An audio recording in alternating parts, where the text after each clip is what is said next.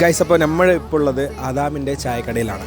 അപ്പോൾ ഇവിടുന്ന് കുറച്ച് ഫുഡ് കാര്യങ്ങൾ ട്രൈ ഔട്ട് ചെയ്യാം, എന്നിട്ട് അതിൻ്റെ റിവ്യൂ പറയാം. ഓക്കെ,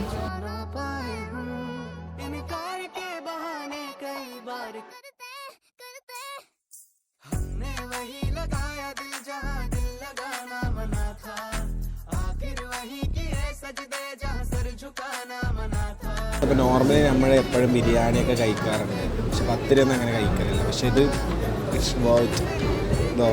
നോർമലി പത്തിരിൻ്റെയൊക്കെ കൺസിസ്റ്റൻസി നോക്കുന്നതാണ്, രക്ഷയില്ല. ഒരു piece കത്തിരി, chicken,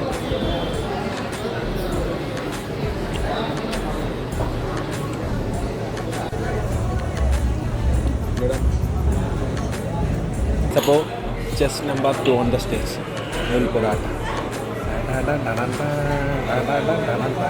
They just tried this nul paratha.